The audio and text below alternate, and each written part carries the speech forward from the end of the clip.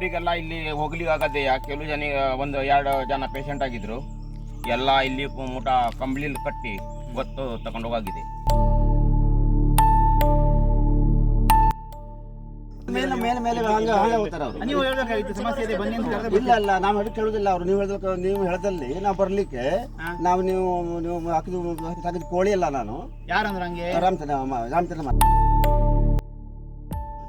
ಅಂದ್ರೆ ನಾವು ಬೆಟ್ಟದಲ್ಲಿ ಇದೀವಿ, ಅರಣ್ಯದಲ್ಲಿ ಇದೀವಿ, ಅಲ್ಲಿ ರೋಡ್ ಮಾಡ್ಲಿಕ್ಕೆ ಆಗುದಿಲ್ಲ ಹಂಗೆ ಹಿಂಗೆಲ್ಲ ಹೇಳ್ತಾರಲ್ಲ. ಹಾಗೆ ಅಲ್ಲೇ ಒಂದ್ ಜಾಗ ಮಾಡ್ಕೊಡ್ಲಿ ನಮ್ಗೆ. ಚುನಾವಣೆ ಬರ್ಲಿ ಬಂದಾಗ ಅಷ್ಟು ಜನ ಪ್ರಚಾರ ಮಾಡ್ಲಿಕ್ಕೆ ಅವ್ರ ಗಾಡಿ ಮನೆ ಮನೆ. ಪ್ರಿಯ ವೀಕ್ಷಕರೇ, ಈ ವಿಡಿಯೋನ ನೋಡೋದಕ್ಕೂ ಮೊದಲು ನಮ್ಮ ಚಾನೆಲ್ ಅನ್ನ ಇನ್ನು ಸಬ್ಸ್ಕ್ರೈಬ್ ಮಾಡ್ಕೊಂಡಿಲ್ಲ ಆದ್ರೆ ತಕ್ಷಣವೇ ಸಬ್ಸ್ಕ್ರೈಬ್ ಮಾಡ್ಕೊಳ್ಳಿ. ಹಾಗೆ ವಿಡಿಯೋ ಇಷ್ಟ ಆಗಿದ್ರೆ ಶೇರ್ ಮಾಡಿ. ದಟ್ಟ ಕಾಡಿನ ಮಧ್ಯೆ ದಯನೀಯ ಜೀವನ ನಡೆಸುತ್ತಿದ್ದಾರೆ ಬಡ ಬುಡಕಟ್ಟು ಜನಾಂಗ. ಗಂಭೀರ ಆರೋಗ್ಯ ಸಮಸ್ಯೆ ಬಂದ್ರೆ ಇಲ್ಲಿನ ಜನರಿಗೆ ಕಂಬಳಿಯೇ ಆಂಬ್ಯುಲೆನ್ಸ್.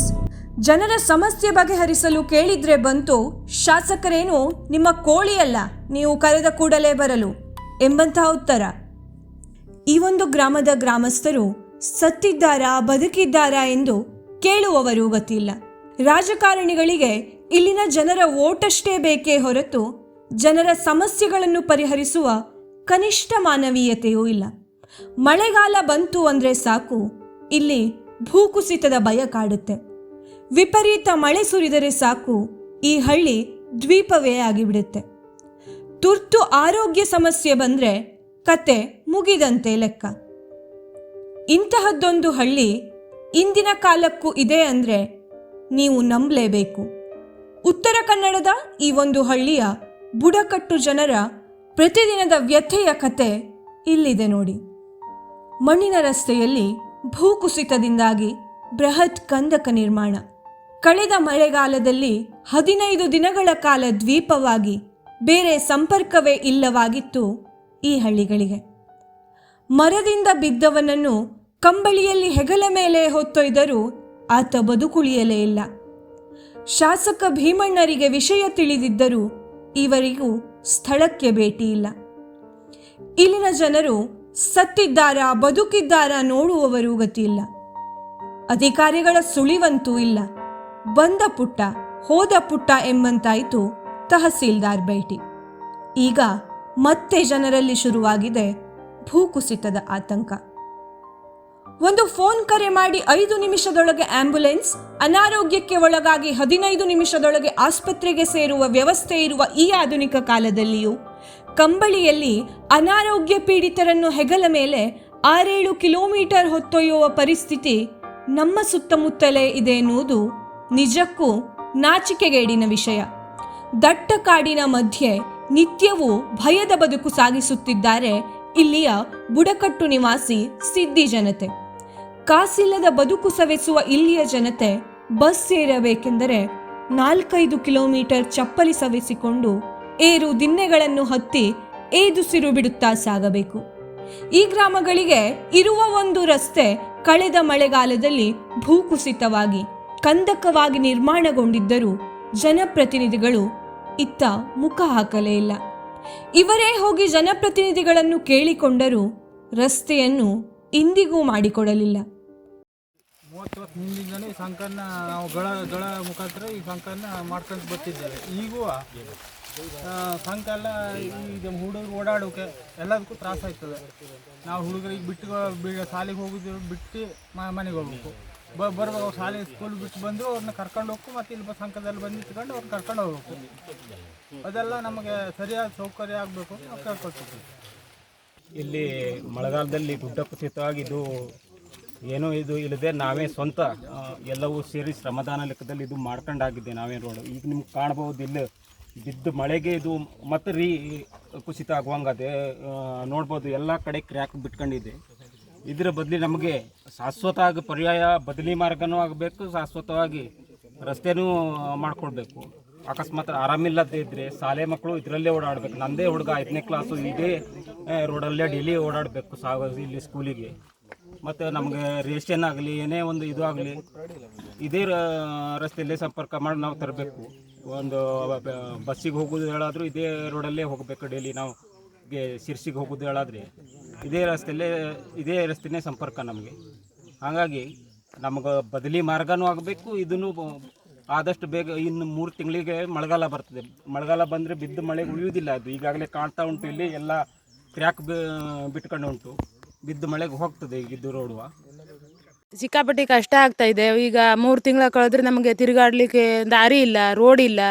ಏನಾದರೂ ಗರ್ಭಿಣಿಯಸ್ಥರಿಗೆ, ವಯಸ್ಸಾದವರಿಗೆ, ನಮಗೆ ಗಾಡಿಗೆ ತಗೊಂಡು ಹೋಗುವ ಅಂದರೆ ನಾವು ತಲೆ ಮೇಲೆ ಮೈ ಮೇಲೆ ಹಿಂಗೆ ಹೊತ್ಕೊಂಡು ಹೆಂಗಸರು ಮಕ್ಕಳು ಎಲ್ಲ ಹೊತ್ಕೊಬಂದು ರೋಡಿಗೆ ತಗೊಂಡೋಗಿ ಆಸ್ಪತ್ರೆ ಮುಟ್ಟುವಂಥ ಪರಿಸ್ಥಿತಿ ಆಗಿದೆ ನಮಗಿಲ್ಲಿ. ಕಷ್ಟ ಆಗ್ತಾ ಇದೆ. ಒಂದು ಮಳೆ ಬಿತ್ತು ಹೇಳೋದ್ರೆ ನಮಗೆ ನಡಿಲಿಕ್ಕೆ ಕೂಡ ಕಷ್ಟ. ವಾಹನ ಹೋಗುದಿಲ್ಲ, ಒಂದೇ ಸೇತುವೆ ಇದೆ. ಆದರೂ ಕೂಡ ನಾವೇ ಸ್ಥಳೀಯರೆಲ್ಲ ಸೇರಿ ಎಲ್ಲ ಇಷ್ಟು ಮಾಡಾಗದೆ. ಆದರೂ ನಮ್ಮ ಸ್ಥಳಕ್ಕಿಲ್ಲಿ ಏನಾಗಿದೆ ಅಂತ ಹೇಳಲಿಕ್ಕೆ ಯಾರೇನು ಬರಲಿಲ್ಲ. ಇನ್ನೂವರೆಗೂ ಯಾರು ಬರಲಿಲ್ಲ. ಹೋಗಿ ಹೇಳಿದರೂ ಕೂಡ ಇಲ್ಲಿ ಬಂದು ನಮ್ಮದು ಇದ್ರೋ ಇಲ್ವೋ ಹೇಳೋ ಪರಿಶೀಲನೆ ಮಾಡಲಿಲ್ಲ, ಬಂದೂ ಇಲ್ಲ. ಇವತ್ತಿನವ್ರಿಗೆ ಕೇಳಲೂ ಇಲ್ಲ. ಮಳೆಗಾಲದಲ್ಲಂತೂ ತುಂಬ ಕಷ್ಟ. ಒಂದು ಮಳೆ ಬಿತ್ತೇಳಾದರೂ ತುಂಬ ತಲೆವಜ್ಜೆ ಮೇಲೆ ಹೋಗುವಂಥದ್ದು. ಈ ಕಾಲಮಾನದಲ್ಲೂ ಅದೇ ನಿಮಿನಿ ಇದೆ. ನಾವು ಹೋಗೋ ಅಲ್ಲಿ ಶಾಸಕರಲ್ಲಿ ಕೇಳ್ಕೊಂಡ್ರೂ ಕೂಡ ಬಂದಿಲ್ಲ, ಇನ್ನು ಸ್ಪಂದಿಸಲಿಲ್ಲ ಯಾವುದೇ ಇದು ಕೂಡ. ಅನುದಾನ ಸಾಕಾಗದೆ ಮೇಲೆ ಎಲ್ಲ ತಾಲೂಕು ಮತ್ತು ಜಿಲ್ಲೆಗಳಿಗೆ ಮತ್ತು ಶಾಸಕರಿಗೆಲ್ಲ ಅರ್ಜಿ ಸಲ್ಲಿಸಿದಾಗಲೂ ಕೂಡ ಏನು ಇದಕ್ಕೆ ಉತ್ತರ ಸ್ಪಂದನೆ ಸಿಗ್ತಾ ಇಲ್ಲ. ಹಾಗಾಗಿ ಊರ ಜನರೇ ಸೇರಿ ನಾವು ರೋಡ್ಗಳನ್ನು ಮಾಡ್ಕೊಂಡಿದ್ದೇವೆ.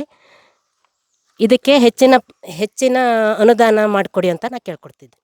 ಮುಂದಿನ ಮಳೆಗಾಲದಲ್ಲಿ ಅಳಿದುಳಿದ ರಸ್ತೆಯು ಕುಸಿಯುವ ಆತಂಕ ಇಲ್ಲಿನ ಜನತೆಯದ್ದು. ಹೌದು, ಶಿರಸಿ ಅಂಕೋಲಾ ತಾಲೂಕಿನ ಗಡಿ ಪ್ರದೇಶ ಮತ್ತಿಘಟ್ಟ ಕೆಳಗಿನಕೇರಿ ಸಮೀಪದ ಕುಗ್ರಾಮಗಳಾದ ಮಾಡನಮನೆ, ಉಂಬಳಕೇರಿ, ಗುಂಡಪ್ಪೆ, ನರಸೇಬೈಲ್ ಸೇರಿದಂತೆ 6ಕ್ಕೂ ಅಧಿಕ ಹಳ್ಳಿಗಳಿಗೆ ಈ ರಸ್ತೆ ಮಾರ್ಗವೊಂದೇ ಸಂಪರ್ಕದಾರಿ. ಮತ್ತಿಘಟ್ಟದಿಂದ ಕಿಮ್ಮಾಣಿ ಮೂಲಕ ಅಂಕೋಲಾ ತಾಲೂಕನ್ನು ಈ ರಸ್ತೆ ಸಂಪರ್ಕಿಸುತ್ತದೆಯಾದರೂ ಮಾರ್ಗದ ಅನೇಕ ಕಡೆಗಳಲ್ಲಿ ಸೇತುವೆ ಇರದ ಕಾರಣ ಮಳೆಗಾಲದಲ್ಲಿ ಮತ್ತಿಘಟ್ಟ ಭಾಗದ ಮೂಲಕ ಸಂಪರ್ಕ ಪಡೆದುಕೊಳ್ಳುವ ಅನಿವಾರ್ಯತೆ ಇಲ್ಲಿರುವ ಬುಡಕಟ್ಟು ಸಿದ್ದಿ ಸಮುದಾಯದವರಿಗಿದೆ. ಈ ವರ್ಷದ ಜುಲೈ ತಿಂಗಳಲ್ಲಿ ಜೋರು ಮಳೆಯಿಂದಾಗಿ ಈ ರಸ್ತೆಯಲ್ಲಿ ಭೂಕುಸಿತವಾಗಿ ರಸ್ತೆ ಸಂಪರ್ಕವೇ ಕಡಿದು ಹೋಗಿದೆ. ಮಳೆಗಾಲದ ಆ ದಿನಗಳಲ್ಲಿ ಗ್ರಾಮಸ್ಥರು ಅನುಭವಿಸಿದ ಸಮಸ್ಯೆ ಅಷ್ಟಿಷ್ಟಲ್ಲ. ರಸ್ತೆ ಇರದ ಕಾರಣ ಮಳೆಗಾಲದಲ್ಲಿ ಅನಾರೋಗ್ಯಕ್ಕೆ ಒಳಗಾದವರನ್ನು ಈ ಹಳ್ಳಿಯ ಜನತೆ ಕಂಬಳಿಯಲ್ಲಿ ಕಟ್ಟಿ 5 ಕಿಲೋಮೀಟರ್ ಹೊತ್ತು ತಂದು ಆ ಬಳಿಕ ವಾಹನದ ಮೂಲಕ ಶಿರಸಿ ಆಸ್ಪತ್ರೆಗೆ ಕರೆತಂದಿದ್ದಾರೆ. ಇದೇ ರೀತಿ ಮರದಿಂದ ಬಿದ್ದ ವ್ಯಕ್ತಿಯನ್ನು ಹೊತ್ತು ಸಾಗಿಸಿದ್ದಾರೆ. ಆದರೆ ದುರದೃಷ್ಟವಶಾತ್ ಆತ ಸಾವನ್ನಪ್ಪಿದ್ದಾನೆ. ಘಟನೆ ನಡೆದು ಬರೋಬ್ಬರಿ 20 ದಿನಗಳ ಬಳಿಕ ಶಾಸಕರು, ಸಂಸದರು, ಉಪವಿಭಾಗಾಧಿಕಾರಿ ಸೇರಿದಂತೆ ಹಲವರಲ್ಲಿ ರಸ್ತೆ ರಿಪೇರಿ ಮಾಡಿಕೊಡುವಂತೆ ವಿನಂತಿಸಿದರೂ ಕೂಡ ಗ್ರಾಮಕ್ಕೆ ಯಾರೂ ಬಂದಿಲ್ಲ. ಗ್ರಾಮಸ್ಥರೇ ಅನಿವಾರ್ಯಕ್ಕಾಗಿ ರಸ್ತೆ ಕುಸಿದ ಜಾಗದಲ್ಲಿಯೇ ಒಂದು ಜೀಪ್ ದಾಟಿಸಬಹುದಾದಂತಹ ರಸ್ತೆಯನ್ನು ನಿರ್ಮಿಸಿಕೊಂಡಿದ್ದಾರೆ.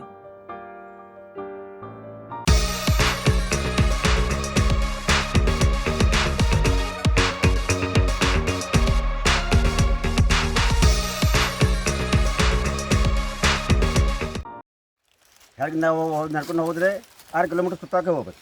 ಹಿಂಗೆ ಹೋದರೆ ಕೆಲಸಕ್ಕೆ ಬರೋದು ಒಳಗೆ ಆಗ್ತದೆ. ಹಿಂಗೆ ಸುತ್ತಾಗಿ ಬರ್ತಾರೆ ನಮಗೆ 6 ಕಿಲೋಮೀಟ್ರ್ 7 ಕಿಲೋಮೀಟ್ರ್ ಆಗಿಬಿಡ್ತಾರೆ ಸುತ್ತ ಹೊಡೆದು. ಅವು ಲೇಟ್ ಆಗಿಬಿಡ್ತದೆ. ಕೆಲಸಕ್ಕೆ ಹೋಗ್ಲಿಕ್ಕೆ ಲೇಟ್ ಆಗಿಬಿಡ್ತದೆ. ಸೊಸೈಟಿ ರಸ್ತೆನೇ ಹೋದ್ರು ಇದೇ ಥರಲ್ಲೇ ಬರೋದೇ. ಬಸ್ ಇಳಿದ್ರು ಕೂಡ ಇಲ್ಲಿ ಇಳಿಸ್ಕೊಂಡು ರಾತ್ರಿ ಆದರೂ ಆಯಿತು. ಕಂಪ್ಲೇಂಟ್ ಬರೋದೇ ಧೈರ್ಯ ಸಾಕಾಗೋದಿಲ್ಲ. ಧೈರ್ಯ ಸಾಕಾಗೋದಿಲ್ಲ. ಆರು ಹೋಟ್ಲಂತೂ ಇಲ್ಲ, ಬಿಡ್ಲಿಕ್ಕಂತೂ ಆಗೋದಿಲ್ಲ. ಅಂಕೋಲಾ ತಾಲೂಕಂತೂ ದಾರಿನೇ ಇಲ್ಲ, ದೂರ. ನಮ್ಮ ಕೆಳಗೆ ಹೊಳೆ ದಾಟ ಬರಬೇಕು, ದಾರಿನೇ ಇಲ್ಲ. ಹಿಂಗೆ ಹೋಗ್ಲಿಕ್ಕೆ ಇಲ್ಲಿ ನಮ್ಮ ಇಲ್ಲಿಗೆ ಬೆಟ್ಟ ಹೊತ್ತು ಹೋಗ್ತಾರೆ. ಮಕ್ಕಳಿಗೆಲ್ಲ ಹೋಗ್ಲಿಕ್ಕೆ ದಾರಿ ಇಲ್ಲ. ಈ ಪಕ್ಕದ ಗ್ರಾಮ ಪಂಚಾಯತ್ ಸದಸ್ಯ ನಾನು BJP ಕಾರ್ಯಕರ್ತನೂ ಸಹ ಹೌದು. ಹಿಂದೆ ನಮ್ಮ ಸಭಾಧ್ಯಕ್ಷರಾದಂಥ ವಿಶ್ವೇಶ್ವರ ಹೆಗಡೆಯವರ ಅವಧಿಯಲ್ಲಿ ನಾವು 10 ಲಕ್ಷ ರೂಪಾಯಿ ಮಂಜೂರಿ ಮಾಡಿ ಎಸ್ಟಿಮೇಟ್ ಆಗಿ ಟೆಂಡರ್ ಸಹಿತ ಆಗಿದೆ. ಆ ನಂತರ ವಿಧಾನಸಭಾ ಚುನಾವಣೆ ಬಂತು. ಚುನಾವಣೆ ನಂತರ ಇನ್ನೂ ಅದ್ರ ಬಗ್ಗೆ ಹಾಗಾಗಿ ನಾವು ಗ್ರಾಮ ಪಂಚಾಯತಿಂದ ಈಗಲೇ ಶಾಸಕರಿಗೆ ಗ್ರಾಮ ಪಂಚಾಯತ್ ವತಿಯಿಂದನೇ ನಾವು ಲೆಟರ್ ಕೊಟ್ಟಿದ್ದೇವೆ, ಮನವಿ ಮಾಡಿದ್ದೇವೆ. ನಮ್ಮ ಭಾಗದಲ್ಲಿ ಅಂದರೆ ನಮ್ಮ ಪಂಚಾಯತ್ ವ್ಯಾಪ್ತಿಯ ಇಂತಿಷ್ಟು ಕಾಮಗಾರಿಗಳು ಮಂಜೂರಿ ಆಗಿದೆ, ಎಸ್ಟಿಮೇಟ್ ಆಗಿದೆ, ಇದನ್ನು ಶೀಘ್ರದಲ್ಲಿ ಅನುಷ್ಠಾನಗೊಳಿಸ್ಕೊಡ್ಬೇಕು ಅಂತ ಹೇಳಿ ನಾವು ಗ್ರಾಮ ಪಂಚಾಯತ್ ವತಿಯಿಂದನೇ ಕೊಟ್ಟಿದ್ದೇವೆ. ಅದರಲ್ಲಿ ಈ ಹುಲಿಮನೆ ಪಂಚಾಯತ್ ಕೆಳಗನಕೇರಿ ಗ್ರಾಮದ ಹುಲಿಮನೆ ತೂಗು ಸೇತುವೆ ಇದೆ. ಹುಲಿ ದೇವ್ರ ಮನೆ ತೂಗು ಸೇತುವೆ ಅಂತ ಹೇಳಿ ಕ್ರಿಯಾ ಯೋಜನೆಯಲ್ಲಿದೆ. ಅದು ಟೆಂಡರ್ ಆಗಿದೆ. ಆದರೆ ಈಗ ಏನಾಗಿದೆ ಕೇಳಿದ್ರೆ ಏನೂ ಇಲ್ಲ ಹೇಳುವಂಥದ್ದು ಈಗ ಸುದ್ದಿ ಬರ್ತಾ ಇದೆ. ಅಂದರೆ ಏನು ಅನುಷ್ಠಾನ ಹಂತದಲ್ಲಿ ಇದೆಯಾ ಎಂಥದ್ದು ಗೊತ್ತಿಲ್ಲ. ಇಂಜಿನಿಯರ್ ಕೇಳಿದ್ರೆ ಆ ಇಂಜಿನಿಯರು ಇಲ್ಲ, ನಾಗೇಶ್ ನಾಯ್ಕರು ಬಂದು ಅವರೇ ಎಲ್ಲ ಇದು ಮಾಡಿರೋದು. ಹಂಗಾಗಿ ನಮಗೆ ಗೊತ್ತಿದ್ದ ಮಟ್ಟಿಗೆ ಒಬ್ಬರಿಗೆ ಟೆಂಡ್ರೂ ಆಗಿದೆ ಅಂತ ಗೊತ್ತಿದೆ. ಈ ಟೆಂಡ್ರ್ ತಾನ ಹತ್ರ ಆಗೋದಿಲ್ಲ ಬಿಟ್ಟಿದ್ದಾರೆ ಹೇಳುವಂಥದ್ದು ಮಾಹಿತಿ ಬರ್ತಾ ಇದೆ. ಅಂದರೆ ನಮಗೆ ಗೊತ್ತಿದ್ದ ಮಟ್ಟಿಗೆ ಗಜಾನ್ ನಾಯ್ಕ ಹೇಳಿ ಸ್ಥಳೀಯ ಕಾಂಟ್ರಾಕ್ಟ್ದಾರರು ಅವ್ರಿಗೆ ಆಗಿತ್ತು, ಇದು ಟೆಂಡರ್ ಆಗಿತ್ತು. ಅವ್ರಿಗೆ ಏನಕ್ಕೆ ಬಿಟ್ಟರು, ಯಾತಕ್ಕಾಗಲಿಲ್ಲ ಹೇಳೋದು ಮಾತ್ರ ನಮಗೀಗ ಮಾಹಿತಿ ಸಿಗ್ತಾ ಇದೆ. ಸ್ವಲ್ಪ ದಿನದ ಹಿಂದೆ ಶಾಸಕ ಭೀಮಣ್ಣ ನಾಯ್ಕ್ ಮತ್ತಿಘಟ್ಟಕ್ಕೆ ಭೇಟಿ ನೀಡಿದ್ದರು. ಆಗಲೇ ಇಲ್ಲಿರುವ ಸ್ಥಳಕ್ಕೂ ಶಾಸಕರನ್ನು ಕರೆತರುವಂತೆ ಸ್ಥಳೀಯ ಕಾಂಗ್ರೆಸ್ ಮುಖಂಡರ ಬಳಿ ಊರವರು ಕೇಳಿದಾಗ, ನೀವು ಕರೆದ ಕೂಡಲೇ ಶಾಸಕರು ಬರಲು ಅವರೇನು ಕೋಳಿಯಲ್ಲ ಎಂಬ ದುರಹಂಕಾರದ ಮತ್ತು ಉಪೇಕ್ಷೆಯ ಮಾತು ಆಡಿದ್ದಾರೆ ಎಂದು ಅಳಲು ತೋಡಿಕೊಳ್ಳುತ್ತಾರೆ ಗ್ರಾಮಸ್ಥರು. ಬಿಜೆಪಿ ಜಿಲ್ಲಾ ರೈತ ಮೋರ್ಚಾ ಉಪಾಧ್ಯಕ್ಷ ಅನಂತಮೂರ್ತಿ ಹೆಗಡೆ ಹಾಗೂ ಗ್ರಾಮೀಣ ಘಟಕದ ಅಧ್ಯಕ್ಷೆ ಉಷಾ ಹೆಗಡೆ ಅವರಲ್ಲಿ ತಮ್ಮ ಅಳಲು ತೋಡಿಕೊಂಡರು.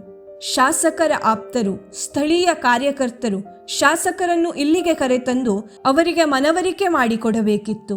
ಆದರೆ ಈ ಕಾರ್ಯಕರ್ತರೇ ಶಾಸಕರಿಗೆ ಸೂಕ್ತ ಮಾಹಿತಿ ನೀಡದೆ ಅವರನ್ನು ದಾರಿ ತಪ್ಪಿಸಿದ್ದಾರೆ. ಶಾಸಕ ಭೀಮಣ್ಣ ನಾಯ್ಕ್ ಮತ್ತಿಘಟ್ಟಕ್ಕೆ ಬಂದಾಗ ಸಹ ಅವರನ್ನು ಇಲ್ಲಿಗೆ ಕಾರ್ಯಕರ್ತರು ಕರೆತಂದಿಲ್ಲ. ಇನ್ನು ಮೇಲಾದರೂ ಸಮರ್ಪಕ ರಸ್ತೆ ಮಾಡಿ ಈ ಮಳೆಗಾಲದಲ್ಲಿ ಸಮಸ್ಯೆ ಆಗದಂತೆ ನೋಡಿಕೊಳ್ಳಬೇಕು ಎಂದು ಆಗ್ರಹಿಸಿದರು. ಬೇಕೇ ಬೇಕು ನ್ಯಾಯ ಬೇಕು, ಬೇಕೇ ಬೇಕು ನ್ಯಾಯ ಬೇಕು. ಅಯ್ಯಯ್ಯೋ ಅನ್ಯಾಯ, ಅಯ್ಯಯ್ಯೋ ಅನ್ಯಾಯ, ಅಯ್ಯಯ್ಯೋ ಅನ್ಯಾಯ, ಅಯ್ಯಯ್ಯೋ ಅನ್ಯಾಯ. ಇವತ್ತಿನ ದಿವಸ ಮತ್ತಿಘಟ್ಟ, ಕೆಳಗನಕೇರಿ, ಮಾಡಮನೆ, ಉಂಬಳಕೇರಿ ಹಲವಾರು ಗ್ರಾಮಗಳು, ಸುಮಾರು 38 ಕುಟುಂಬಗಳಿದೆ. ಇಲ್ಲಿ ಎಷ್ಟಿ ಜನಾಂಗದವರಿದ್ದಾರೆ, ಸಿದ್ಧಿ ಜನಾಂಗದವರಿದ್ದಾರೆ, ಎಲ್ಲ ಅತ್ಯಂತ ಬಡ ಜನ. ಮಳೆಗಾಲದಲ್ಲಿ ಇಲ್ಲಿ ಭೂಕುಸಿತ ಉಂಟಾಗತ್ತೆ. 15 ದಿವಸಗಳ ಕಾಲ ರಸ್ತೆ ಸಂಪರ್ಕ ಕಡಿಮೆ ಆಗ್ತದೆ, ರಸ್ತೆ ಸಂಪರ್ಕ ಕಡಿತ ಆಗ್ತದೆ. ಕೆಳಗಡೆ ಇದ್ದವ್ರು ಮೇಲ್ಗಡೆ ಹೋಗಲಿಕ್ಕೆ ಸಾಧ್ಯ ಆಗೋದಿಲ್ಲ. ಆಮೇಲೆ ಇಷ್ಟಾದರೂ ಕೂಡ ಜನಪ್ರತಿನಿಧಿಗಳು, ಇಲ್ಲಿ ಶಾಸಕರು ಈ ಸ್ಥಳಕ್ಕೆ ಬಂದಿರೋದಿಲ್ಲ, AC ಅವ್ರು ಬಂದಿಲ್ಲ, ತಹಸೀಲ್ದಾರ್ ಬಂದರೂ ಕೂಡ ಯಾವುದೇ ರೀತಿಯ 1 ರೂಪಾಯಿನೂ ಕೂಡ ಪರಿಹಾರವನ್ನು ಕೂಡ ಕೊಟ್ಟಿಲ್ಲ ಅನ್ನುವಂಥದ್ದು ನಿಜಕ್ಕೂ ಕೂಡ ದುಃಖಕರವಾದ ವಿಚಾರ. ಇಷ್ಟಾಗಿಯೂ ಕೂಡ ಇನ್ನೇನು 3 ತಿಂಗಳಲ್ಲಿ ಮಳೆಗಾಲ ಪ್ರಾರಂಭ ಆಗ್ತದೆ. ಈ ವಾತಾವರಣ ನೋಡಿದ್ರೆ ಮತ್ತೆ ಗುಡ್ಡ ಕುಸಿತ ಉಂಟಾಗ್ತದೆ. ಇಲ್ಲಿ ಗುಡ್ಡ ಕುಸಿತ ಆಯಿತು ಅಂತಂದರೆ ಖಂಡಿತವಾಗಿ ಸಂಪರ್ಕ ತಪ್ಪೋಗ್ತದೆ. ಆದ್ದರಿಂದ ಸರ್ಕಾರ ತಕ್ಷಣ ಗಮನವಹಿಸಿ ಶಾಸಕರು ಈ ಸ್ಥಳಕ್ಕೆ ಬಂದು, ಜಿಲ್ಲಾಧಿಕಾರಿಗಳು ಈ ಸ್ಥಳಕ್ಕೆ ಬಂದು ಸಮಸ್ಯೆಯನ್ನು ಅರ್ಥ ಮಾಡಿಕೊಂಡು ಪರಿಹಾರ ಕೊಡಿಸಬೇಕು ಅಂತ ಕೇಳ್ಕೊಳ್ತಾ ಇದ್ದೇವೆ. ನಮಗೆಲ್ಲರಿಗೂ ಗೊತ್ತಿದೆ, ಕಳೆದ ಬಾರಿ ಆದಂತಹ ಮಳೆಯಿಂದಾಗಿ ಹಲವಾರು ಸಂಪರ್ಕ ರಸ್ತೆಗಳು ಹಾಳಾಗಿದೆ. ಆದರೆ ಇವತ್ತಿನ ದಿವಸ ಈ ಜನರನ್ನೆಲ್ಲ ನೋಡ್ಲಿಕ್ಕೆ ಗೊತ್ತಾಗುತ್ತೆ, ಅವರ ದಿನನಿತ್ಯದ ಕೆಲಸಗಳಿಗೆ, ಮಕ್ಕಳು ಶಾಲೆಗೆ ಹೋಗ್ಬೇಕಾದ್ರೆ, ಕೆಲಸಕ್ಕೆ ಹೋಗುವಂಥ ಇವರಿಗೆ ಎಷ್ಟು ತೊಂದರೆ ಆಗ್ತಾ ಇದೆ ಅಂಥೇಳಿ. ಇಲ್ಲಿಯ ಒಂದು ಪರಿಸ್ಥಿತಿಯನ್ನು ನೋಡಿದಾಗ ಬಹುಶಃ ಪೇಟೆಯಿಂದ ಇಲ್ಲಿ ಬಂದವರು ಅನ್ಕೋಬೋದು, ಇವ್ರು ಹೇಗಿದ್ದಾರಪ್ಪ, ಹೇಗೆ ಬದುಕ್ತಾ ಇದ್ದಾರೆ ಅಂಥೇಳಿ. ಅಂಥ ಪರಿಸ್ಥಿತಿಯಲ್ಲಿ ಇವರು ಓಡಾಡೋದಕ್ಕೆ ರಸ್ತೆ ಬೇಕು ಅಂತೇಳಿ ಅವರೇ ಶ್ರಮಪಟ್ಟು ಊರವರೆಲ್ಲ ಸೇರಿಕೊಂಡು ಕೆಲವು ಕೆಲಸಗಳನ್ನು ಮಾಡ್ಕೊಂಡಿದ್ದಾರೆ. ಸಿರ್ಸಿಯಲ್ಲಿ ಸರಿ ಇದ್ದಂತಹ ಕೆಲವು ರಸ್ತೆಗಳಿಗೆ ತೇಪೆ ತುಂಬೋದು, ಮೇಲ್ಗಡೆ ಪ್ಯಾಚ್ ವರ್ಕ್ ಮಾಡುವಂಥ ಕೆಲಸವನ್ನು ಮಾಡ್ತಾ ಇದ್ದಾರೆ. ಒಂದು ಸರ್ತಿ ನಮ್ಮ ಸಿರ್ಸಿಯ ವಿಭಾಗಾಧಿಕಾರಿಗಳು ಅಥವಾ ಇಲ್ಲಿಯ ಕ್ಷೇತ್ರದ ಶಾಸಕರು ಬಂದು ನೋಡ್ಕೊಂಡು ಹೋಗ್ಬೇಕು, ಇಲ್ಲಿ ಜನ ಹೇಗೆ ಬದುಕ್ತಾ ಇದ್ದಾರೆ ಅಂತೇಳಿ. ನೋಡಿ ಪಾಪ ಅವ್ರು ನೋಡಿದ್ರೆ ಬೆಳಗ್ಗೆಯಿಂದ ಅವ್ರು ಕಾಯ್ತಾ ಇದ್ದಾರೆ, ನಮ್ಮ ಅಳಲನ್ನು ಯಾರು ಕೇಳಲಿಕ್ಕೆ ಬರ್ತಾರೇನೋ, ಬಂದು ನೋಡ್ಕೊಂಡು ಹೋಗಿ ಏನಾದ್ರು ಪರಿಹಾರ ಕೊಡಿಸ್ತಾರೇನೋ ಇದಕ್ಕೆ ಅನ್ನುವಂತಹ ಭಾವನೆ ಎಲ್ಲರ ಮುಖದಲ್ಲಿ ಕಾಣ್ತಾ ಇದೆ. ಇವತ್ತು ಅವರು ಒಂದು ರಸ್ತೆ ಸಂಪರ್ಕ ಕೇಳ್ತಾ ಇದ್ದಾರೆ, ಬೇರೆ ಏನನ್ನೂ ಕೇಳ್ತಾ ಇಲ್ಲ. ಜನನಿತ್ಯ ಓಡಾಡುವಂಥದ್ದು ಒಂದು ಮೂಲಭೂತ ಸೌಕರ್ಯ ಇದು ತಕ್ಷಣ ಆಗಲೇಬೇಕು. ಈಗಾಗಲೇ ಸರ್ಕಾರ ಏನು ಮಾಡ್ತಾ ಇದೆ ಅಂದರೆ SCP TSP ಪರಿಶಿಷ್ಟ ಜಾತಿ ಮತ್ತು ಪರಿಶಿಷ್ಟ ಪಂಗಡಗಳಿಗೆ ಬೇಕಾದಂತಹ ಕೆಲವೊಂದು ಅನುದಾನಗಳನ್ನು ಯಾವ್ಯಾವುದೋ ಕಾಮಗಾರಿಗಳಿಗೆ ಖರ್ಚು ಮಾಡ್ತಾ ಇದೆ. ಆದರೆ ಮುಖ್ಯವಾಗಿ ಬುಡಕಟ್ಟು ಸಮುದಾಯಕ್ಕೆ ಸಂಬಂಧಪಟ್ಟಂಥ ಸಿದ್ಧಿ ಜನಾಂಗದವರು ಇಲ್ಲಿ ಹೆಚ್ಚಿನ ಪ್ರಮಾಣದಲ್ಲಿ ವಾಸಿಸ್ತಾ ಇದ್ದಾರೆ. ಅವರಿಗೆ ಹಾಗೂ ಬೇರೆ ಎಲ್ಲರಿಗೂ ಕೂಡ ಅನುಕೂಲ ಆಗೋ ಹಾಗೆ ಈ ರಸ್ತೆಯನ್ನು ಅವರು ಕೆಲವೇ ನಾವು ಇಷ್ಟು ದಿನ ಅಂತ ಕೊಡಲಿಕ್ಕಾಗೋದಿಲ್ಲ, ಬಹುಶಃ ನಾಳೆಯಿಂದನೇ ಕೆಲಸ ಶುರು ಮಾಡಿದ್ರು ಕೂಡ ಇಲ್ಲಿಯ ಜನರು ತಾವು ಕೂಡ ಸಹಕಾರವನ್ನು ಕೊಟ್ಟು ಆ ರಸ್ತೆಯನ್ನು ಮಾಡಿಕೊಡೋದಕ್ಕೆ ಅನುಕೂಲವನ್ನು ಮಾಡಿಕೊಡ್ತಾರೆ ಅನ್ನುವಂತಹ ನಂಬಿಕೆ ನಮಗೆಲ್ಲರಿಗೂ ಕೂಡ ಇದೆ. ಹಾಗಾಗಿ ಕ್ಷೇತ್ರದ ಶಾಸಕರು ತಕ್ಷಣ ಬರಬೇಕು ಮತ್ತು ಸರ್ಕಾರದಲ್ಲಿ ಅನುದಾನ ಇಲ್ಲದಿದ್ರೂ ಕೂಡ ಅವರು ಸರ್ಕಾರ ಮಟ್ಟದಲ್ಲಿ ಒತ್ತಡವನ್ನು ತೆಗೆದುಕೊಂಡು ಬಂದು ಜಿಲ್ಲಾಧಿಕಾರಿಗಳಿಗೆ ಪ್ರಕೃತಿ ವಿಕೋಪ ಅನ್ನುವಂತಹ ಒಂದು ಯೋಜನೆ ಅಡಿಯಲ್ಲಿ ಅವರು ಅನುದಾನವನ್ನು ತಕ್ಷಣದಲ್ಲಿ ಮುಂಚಿತವಾಗಿ ಕೊಡುವಂಥ ಅವಕಾಶ ಇರುತ್ತದೆ. ರಿಸರ್ವ್ ಫಂಡ್ ಆಗಿ ಅವರು ಇಟ್ಕೊಂಡಿರ್ತಾರೆ. ಅದನ್ನು ಬಳಸ್ಕೊಂಡು ತಕ್ಷಣದಲ್ಲಿ ಒಂದು ಕೆಲಸವನ್ನು ಮಾಡಿಕೊಡ್ಬೇಕು ಅಂತ ಆಗ್ರಹವನ್ನು ನಾವೆಲ್ಲ ಊರವರ ಪರವಾಗಿ. ಇಲ್ಲಿಯ ಭೌಗೋಳಿಕ ಸ್ಥಿತಿ ನೋಡಿದರೆ ಈ ಮಳೆಗಾಲದಲ್ಲಿ ಮತ್ತೆ ಭೂಕುಸಿತವಾಗಿ ರಸ್ತೆ ಸಂಪರ್ಕ ಸಂಪೂರ್ಣ ಸ್ಥಗಿತಗೊಳ್ಳುವುದು ಖಚಿತ. ಹೀಗಾಗಿ ಜನಪ್ರತಿನಿಧಿಗಳು ಎಚ್ಚೆತ್ತುಕೊಂಡು ಈಗಲಾದರೂ ಈ ಗ್ರಾಮಗಳಿಗೆ ಶಾಶ್ವತ ರಸ್ತೆ ನಿರ್ಮಿಸಿಕೊಟ್ಟು ಅಲ್ಲಿ ವಾಸಿಸುತ್ತಿರುವ ಜನರಿಗೆ ಆಶಾಕಿರಣವಾಗಬೇಕೆಂಬುದೇ ವಿಶ್ವಂಬರ ಟಿವಿ ಆಶಯ. ವೀಕ್ಷಕ ಮಹಾಪ್ರಭುಗಳೇ, ನಮ್ಮ ಚಾನಲ್ ಅನ್ನು ಸಬ್ಸ್ಕ್ರೈಬ್ ಮಾಡಿ, ಶೇರ್ ಮಾಡಿ, ಪ್ರೋತ್ಸಾಹಿಸಿ.